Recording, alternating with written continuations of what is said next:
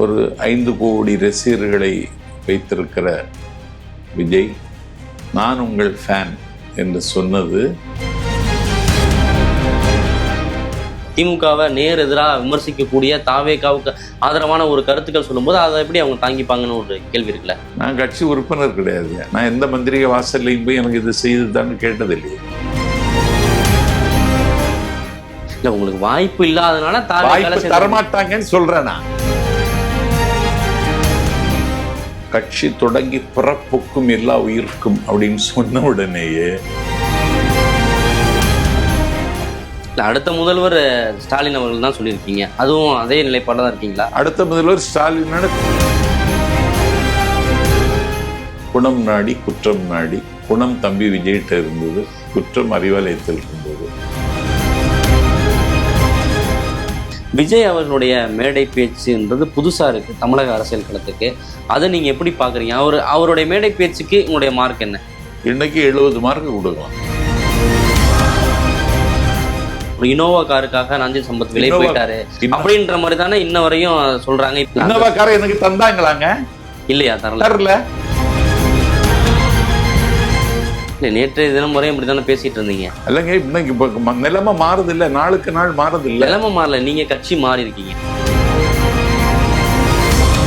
இல்ல, இப்படி பேச்சுக்களை நீங்க மாத்திக்கிட்டே போறதுனால ஆமா உங்க மேல எப்படி நம்பிக்கை வரும்? உங்க மேல எப்படி நான் என்ன நம்புன்னு ஒரு பயில்கிட்ட போய் கேட்கலையே. இப்படி முடிவுகளை மாத்திக்கிட்டே இருக்கிறதுனால உங்களுடைய அரசியல் எதிர்காலம்ன்றது கேள்விக்குறியாகிறதா? எனக்கு அரசியல் எதிர்காலம் ஒன்றும் இல்லையே. தமிழர்களின் number 1 choice Tamil matrimony. Vikatan நேயர்களுக்கு வணக்கம். இன்றைய சிறப்பு நேர்காணல திரு நாஞ்சில் சம்பத் அவர்கள் தான் சந்திக்க இருக்கோம். சார் வணக்கம். வணக்கம். எப்படி இருக்கீங்க? நல்லா இருக்கேன். தாவேகால இணைஞ்சிருக்கீங்க. நேற்று புதிதாய் பிறந்த மாதிரி ஒரு உணர்வு இருக்கு அப்படின்னு சொன்னீங்க. ஒரு 6 ஆண்டு காலத்துக்கு மேலாக எந்த கட்சியிலும் என்னை இணைத்து கொள்ளாமல் திராவிட இயக்க சொற்பொழிவாளர் என்ற அடையாளத்தோடு ஒரு மனிதனாகவும் ஒரு இயக்கமாகவும் நானே இயங்கினேன். இன்றைக்கு லட்சக்கணக்கான வாலிபர்களின் வசந்த மாளிகை தமிழக வெற்றிக் கழகத்தில் அதன் தலைவர் தம்பி விஜயின் முன்னிலையில் தாவேகாவில் இணைத்து கொண்டேன்.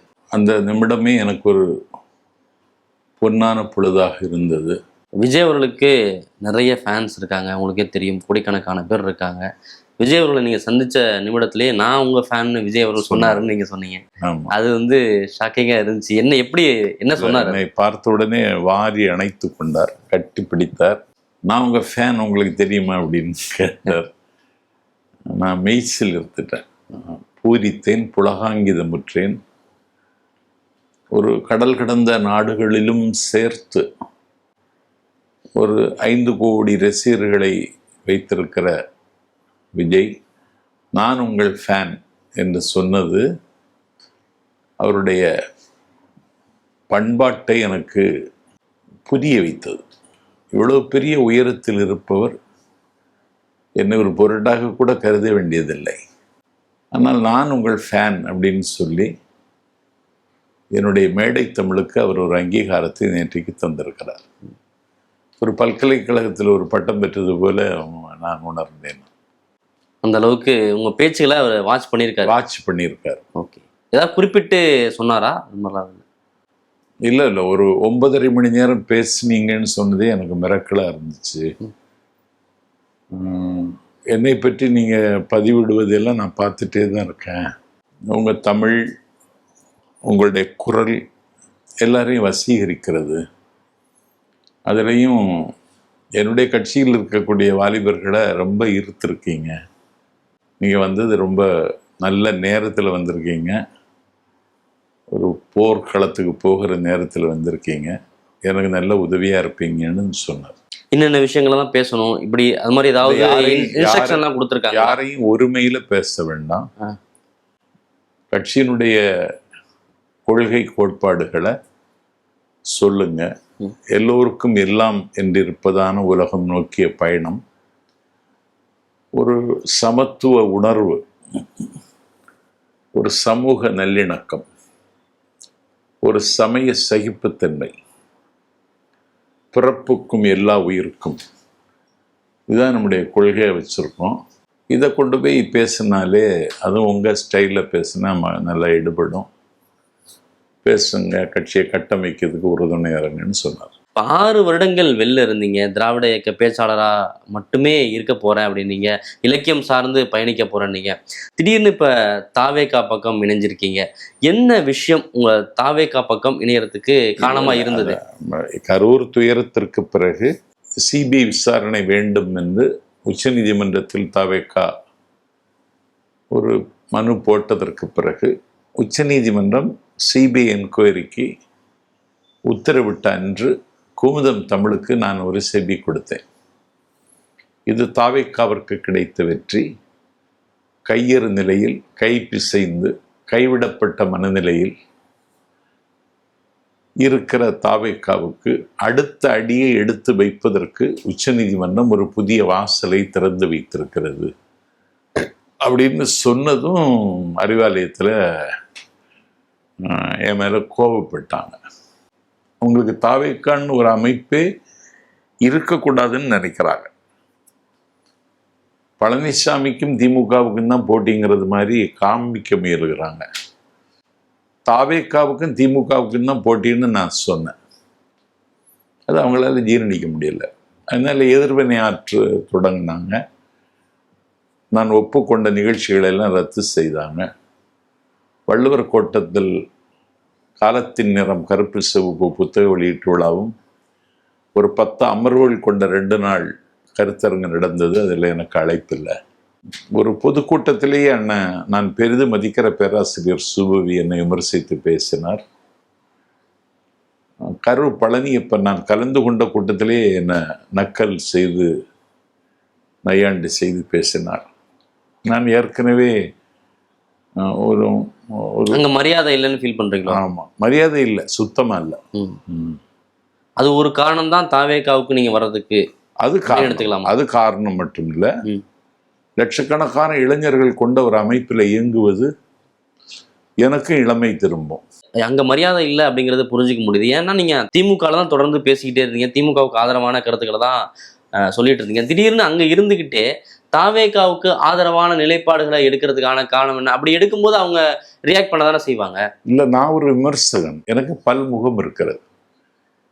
நான் ஒரு கடையில் ஆப்பிள் வாங்கினாலும் அந்த ஆப்பிள் அழுகி போயிடுச்சு அப்படின்னு சொல்வதற்கு எனக்கு என்ன உரிமை இருக்கிறதோ அதே உரிமையை, உண்மையை சொல்வதற்கு எனக்கு உரிமை இருக்கு. இல்லை, அது வேற இது வேற இல்லையா? அப்போ நீங்கள் திமுகவுக்கு ஆதரவான ஒரு நிலைப்பாடுல இருந்துட்டு அது திமுகவை நேர் எதிராக விமர்சிக்கக்கூடிய தாவேகாவுக்கு ஆதரவான ஒரு கருத்துக்கள் சொல்லும்போது அதை எப்படி அவங்க தாங்கிப்பாங்கன்னு ஒரு கேள்வி இருக்குல்ல. நான் அவங்கள்ட்ட இல்லையே. நான் கட்சி உறுப்பினர் கிடையாது. நான் முதலமைச்சருக்கு முகாமிலத்திலே இதுவரைக்கும் போனது இல்லையே. நான் கட்சி உறுப்பினர் கிடையாது. நான் எந்த மந்திரிக வாசல்லையும் போய் எனக்கு இது செய்துதான்னு கேட்டது இல்லையே. உங்களுக்கு அங்க ஒரு பதவி கிடைக்கும் அப்படின்னு எதிர்பார்த்தீங்களா? அது எதுவும் கிடைக்காதனால வந்துட்டீங்களா திமுகவில்? இல்லை, நான் திமுகவில் என்னுடைய பன்முகத்தன்மைக்கு ஊனம் ஏற்படும்னு தான் சேரல. நான் முன்கூட்டியே கணிச்சிருந்தீங்க? கணிச்சேன், நான் முன்கூட்டியே கணிச்சேன். அதான் இப்போ நடந்துச்சு. முன்கூட்டியே கணிச்சேன், அவங்க செய்வாங்க. அதை தொடர்ச்சியா நீங்க ஸ்டாலின் அவர்களுக்கு ஆதரவான கருத்துக்கள் தான் சொல்லிட்டு இருக்கீங்க. அப்படி இருந்துமே உங்களுக்கான மரியாதை கிடைக்கலையாங்க? இல்லை, அவங்க என்கிட்ட கேட்டிருக்கலாம், ஏன் இப்படி பேசுனேன்னாவது கேட்டிருக்கலாம். அதுவும் கேட்கல. அப்போ சத்தம் இல்லாமல் கடிக்கிறாங்க, சாரை பாம்பு மாதிரி. சரி, எதிர்வினை ஆற்றி தீர வேண்டிய கட்டம். இவங்க விரும்பி கூப்பிட்டாங்க, அவங்களே கூப்பிட்டாங்க. ஆமா, இவங்க வெறுத்து ஒதுக்குனாங்க. நீங்க அதிமுகவில் இணையும் போது கூட ஜெயலலிதா அவர்கள் நேரடியா போன் பண்ணி உங்களை கூப்பிட்டாங்கன்னு சொல்லியிருந்தீங்க. இந்த இணைப்பு எப்படி நடந்தது? எவ்வளவு நாளைக்கு முன்னாடி பேசினாங்க? இல்லை, நான் தொடர்ந்து தம்பி விஜய் கட்சி தொடங்கி பிறப்புக்கும் எல்லா உயிருக்கும் அப்படின்னு சொன்ன உடனேயே எனக்கு பழம் நழுவி பாலில் விழுந்தது மாதிரி ஒரு பரவசம். ஏன்னா அதுதான் இன்னைக்கு தேவை. ரெண்டாவது, அவருடைய இரத்த சிவப்பு மஞ்சள் கலரில் வாகைப்பூவை பதிவு செய்தார்.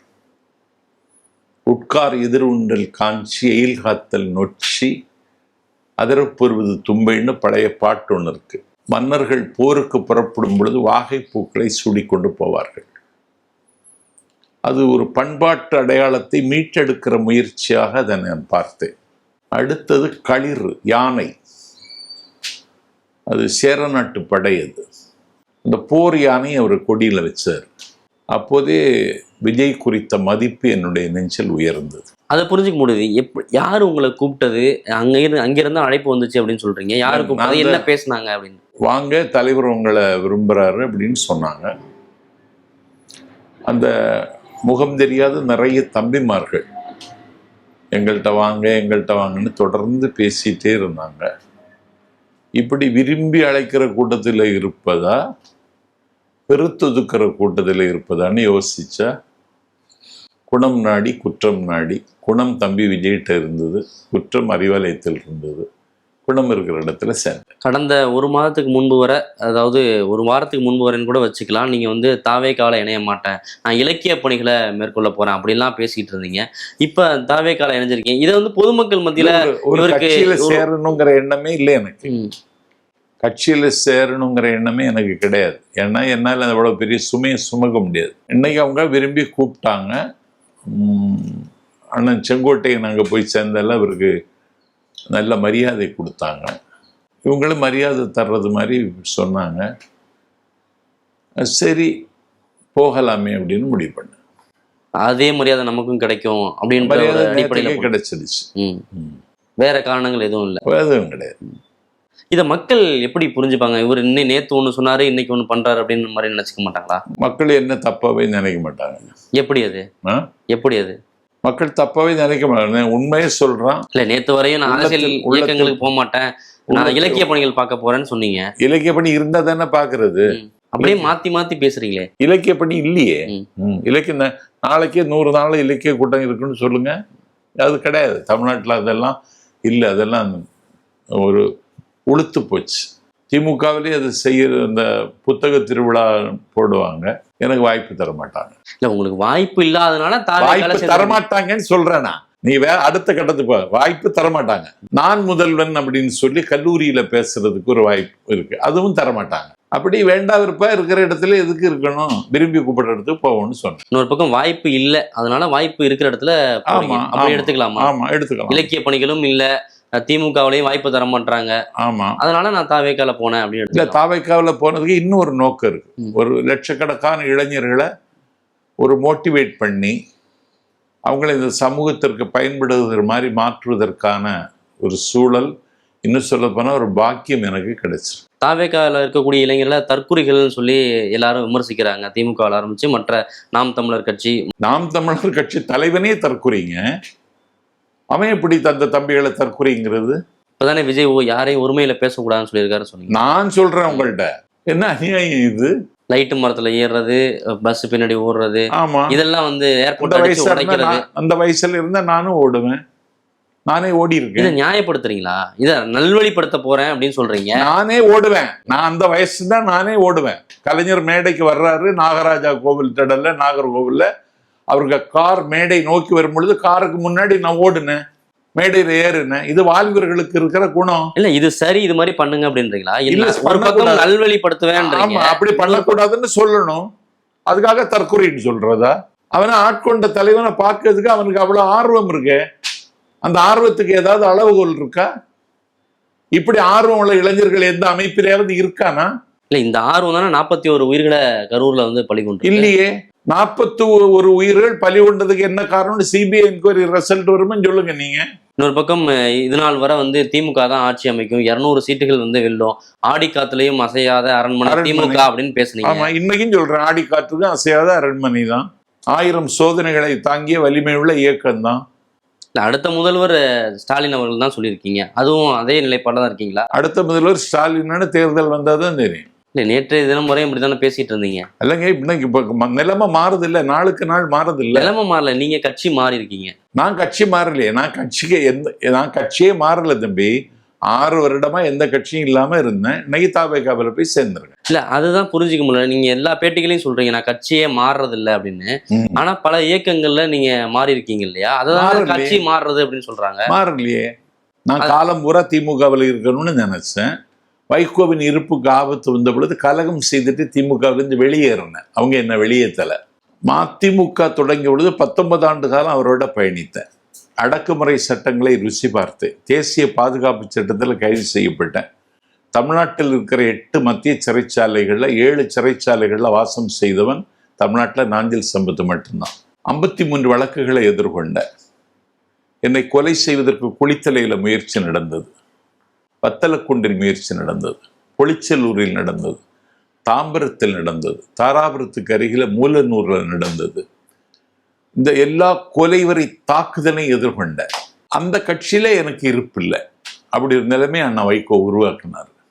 இல்ல அப்படியான சூழல், நெருக்கடியான சூழல்ல தான் நீங்க மாறுறீங்க. நான் சொல்றதை கேளுங்க தம்பி, அவசரப்படாதீங்க.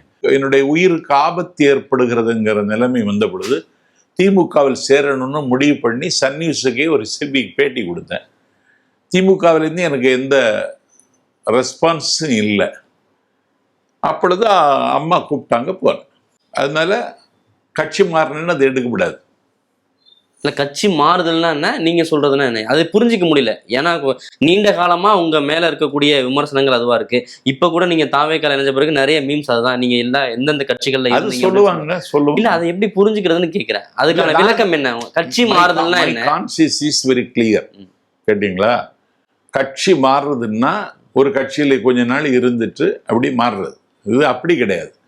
6 வருட காலம் ஒரு இயக்கமாக நான் இயங்கி இருக்கேன்.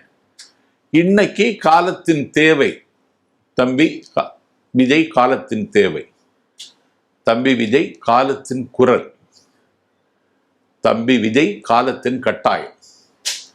ஒரே நேரத்தில் 2 அரசுகளை எதிர்க்கிற அவருடைய போர்க்குணம், தமிழ் பண்பாட்டை மீட்டெடுக்க வேண்டும் என்ற அவருடைய தாகம், அவரை சுற்றி வளம் வருகின்ற வாலிப எரிமலைகள், இந்த அமைப்பில் இருக்கிறது என்னை புதுப்பித்துக் கொள்ளலான்னு நம்பினேன். இதை புரிஞ்சிக்க முடியுது. இதே நாஞ்சில் சம்பத் அவர்கள் உதயநிதி அவர்களுடைய பிறந்த நாள்ல என்ன பேசினாரு? உதயநிதி தான் எதிர்காலம் அப்படின்னு சொல்லி பேசினாரு. உதயநிதி தான் எதிர்காலம்னு சொல்லிட்டேன். 28ஆம் தேதி சேகர் பாபு ஏற்பாடு செய்த கொரட்டூர் பொதுக்கூட்டத்தில் உதயநிதிக்கு பிறந்த நாள். அடுத்த நாள் 29ஆம் தேதி ஆலந்தூர்ல கூட்டம். தாமு அன்பரசன் வாங்கியிருந்தார். அந்த நிகழ்ச்சியை ரத்து பண்ணிட்டாரு. 5 கூட்டம் தஞ்சாவூர்ல ரத்து பண்ணிட்டாங்க. அறிவித்திருவிழாவில் பங்கேற்க விடாம என்னை தடுத்துட்டாங்க. இதயத்தை வாய் வழியாக பிளந்து காட்டினாலும் அவர்கள் என்னை ஏற்றுக்கொள்ள தயாரில்லை. அதனால இந்த முடிவு, அதனால நிலைப்பாடையே மாத்திக்கிட்டீங்க இப்போ. அதனால இந்த முடிவு எடுத்தேன். இப்ப உதயநிதியை பத்தின உங்க பார்வை என்ன? நல்லவர் தான். அவர் எதிர்காலம் கிடையாது, அடுத்த முதலமைச்சருக்கான அவருக்கெல்லாம் எதிர்காலம் கிடையாது. இல்ல, இப்படி பேச்சுக்களை நீங்க மாத்திக்கிட்டே போறதுனால ஆமா, உங்க மேல எப்படி நம்பிக்கை வரும்? உங்க மேல எப்படி நான் என்ன நம்புன்னு ஒரு பயில்கிட்ட போய் கேட்கலையே. நான் என்ன நம்பு, என்ன கோடிக்கணக்கான இளைஞர்கள் உங்களை பின்தொடர்றாங்க, உங்க பேச்சை ரசிக்கிறாங்க. கோடிக்கணக்கான இளைஞர்களுக்கு நான் பயிற்சி கொடுக்க போறேன். இல்ல, அதான் கோடிக்கணக்கான இளைஞர்களுக்கு பயிற்சி கொடுக்க போற நீங்க ஒரு நம்பிக்கையின் முகமா இருக்கணும் இல்லையா? அதான் கேட்கிறேன். யாரும் நம்ப வேணான்றீங்க? என்ன நம்ப வேண்டாம், தத்துவத்தை நம்பு. தாவேக்காவுக்கும் அதுதான் பொருந்தும். தாவேக்காவுக்கும் அதுதான் பொருந்தும். தலைவனை பார்க்க வேணாம், கொள்கையை பார்க்கணும் அப்படின்னு நீங்க சொல்றீங்க, தத்துவத்தை பார்க்கணும் அப்படின்னு சொல்றீங்க. திருப்பரங்குன்ற விவகாரத்துக்கு தாவேக்கா எந்த விளக்கமும் கொடுக்கல. இன்னொரு பக்கம் கவின் ஆணவ படுகொலைக்கும் எந்தவித விளக்கமும் கொடுக்கல. இதெல்லாம் எந்த தத்துவத்தை அடிப்படையா வச்சு அவங்க? இல்ல, ஆணவ படுகொலை அவரு கண்டிக்க தானே செய்யறாரு. நேரடியா போய் பார்க்கல அப்படின்ற ஒரு விமர்சனம் இருக்கு. அது அவருக்கு வசதி இல்லையா இருக்கும் போறதுக்கு, அது அவர்கிட்ட தான் கேட்கணும். இல்ல, தாவேக்கால இணைஞ்சிருக்கீங்க, நீங்க இவ்வளவு தூரம் வாட்ச் பண்ணி தானே போயிருக்கீங்க, அதனால நான் அதெல்லாம் வாட்ச் பண்ணி போகல.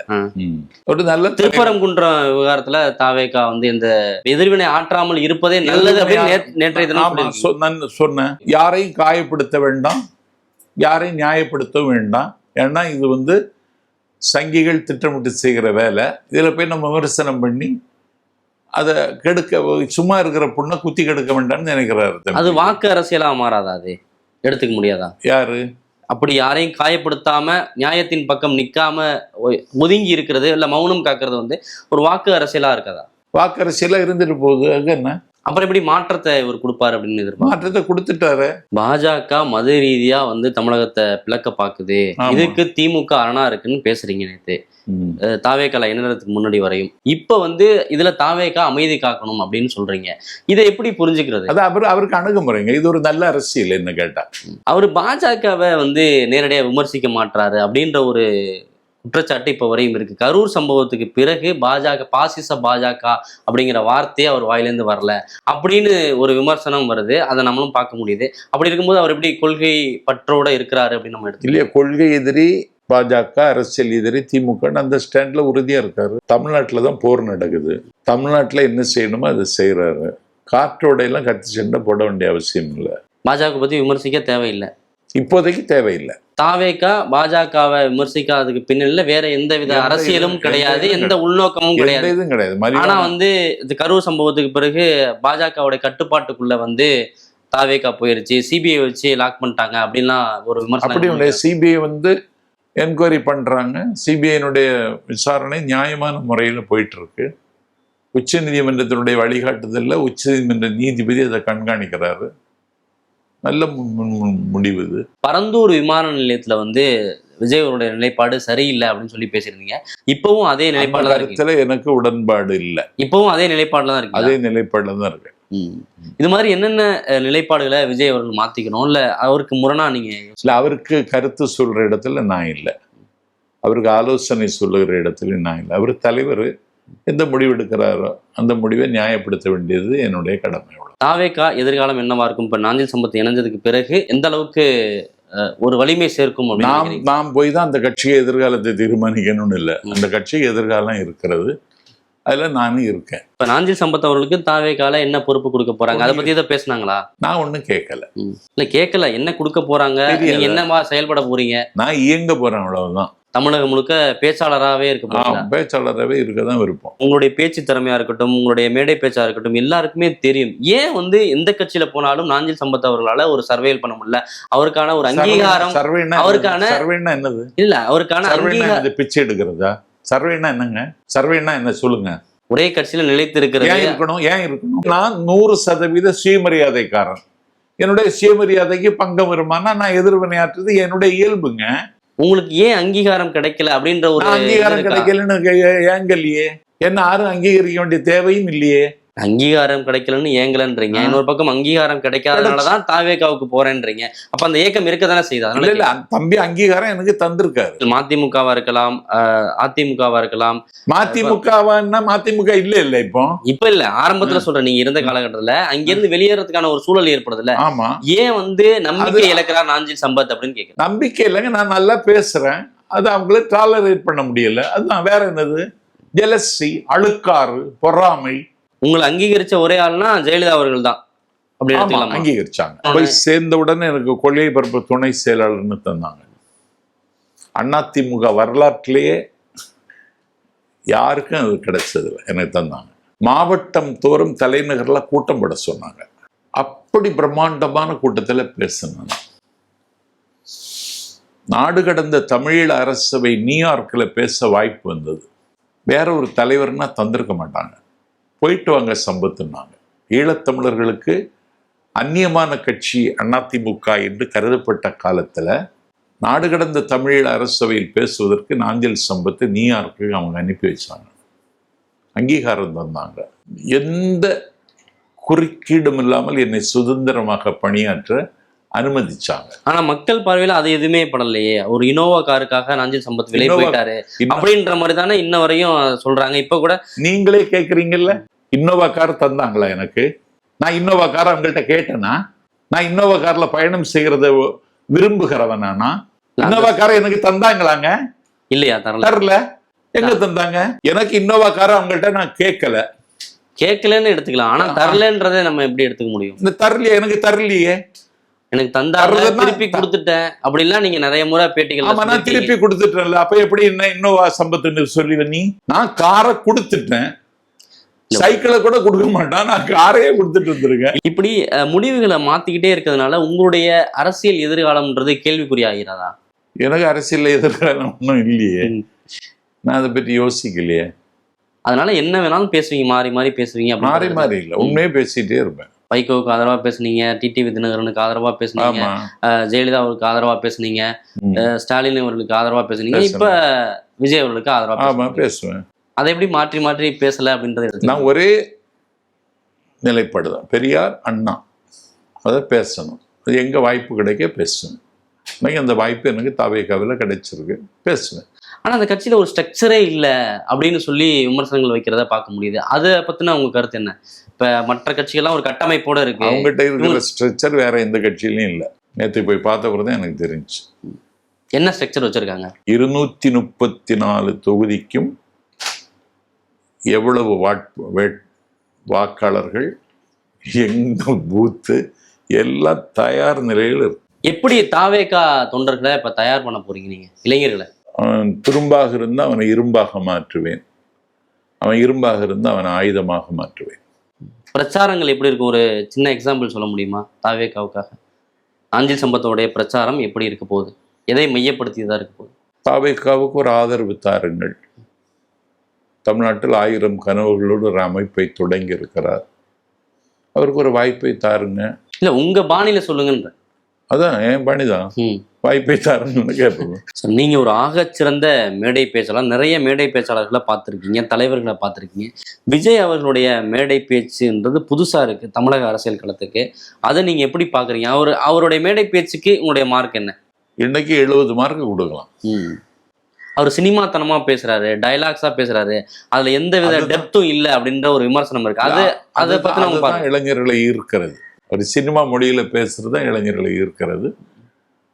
அற்புதமாக பேசுகிறார், வர வர அவருடைய பேச்சு மெருகேறி கொண்டு வருகிறது. எல்லாத்தையும் எழுதி வச்சுட்டு A4 ஷீட்ல படிக்கிறாரு அப்படின்னு ஒரு விமர்சனம். அப்படிதான் படிக்கணும், முதலமைச்சரே அப்படித்தான் படிக்கிறாரு. இல்ல அதான் இவரையும் விமர்சிக்கிறாங்க, இவரை வந்து துண்டு சீட்டுன்றாங்க, அவரை A4 ஷீட். சினிமா கலைஞர், அது ஒன்றும் தப்புன்னு கிடையாது, பேச்சுல தப்பு வராம பாத்துக்கணும். இந்த பழைய ஸ்டைல் மேடை பேச்சுகள்லாம் எங்களுக்கு வேணாம் அப்படின்னு ஆரம்பத்துல மாநாட்டிலே சொன்னாரு. அவர்களே இவர்களே எல்லாம் நாங்க பேச மாட்டோம், நாங்க வந்து என்ன தேவையோ அதை மட்டும் தான் பேசுவோம் அப்படின்னு சொன்னாரு. நல்ல முறை. அப்ப அப்படி சொன்ன விஜய் அவர்களுடைய தாவேகாவுல உங்களை மாதிரியான பேச்சாளர்களுக்கு எந்த அளவுக்கு ஸ்பேஸ் இருக்கும் அப்படின்னு நீங்க நினைக்கிறீங்க? எனக்குன்னு ஒரு ஸ்டைல் இருக்கு, யாரும் பின்பற்ற முடியாத ஸ்டைலு. தமிழ்நாட்டில் ஜென்சி இருக்காங்களா, அவங்களையும் ஈர்க்கிற சொற்பொழிவாளர் நான் என்பதில் எனக்கு பெரிய மகிழ்ச்சி.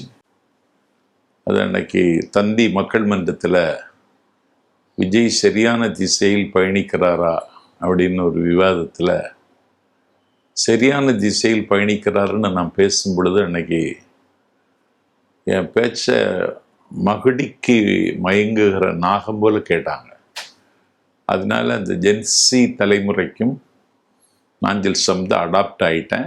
இன்னும் அடாப்ட் ஆகிறதுக்கு நான் யோசிப்பேன்.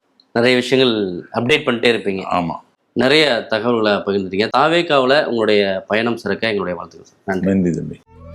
தமிழர்களின் நம்பர் 1 சாய்ஸ் தமிழ் மேட்ரிமோனி.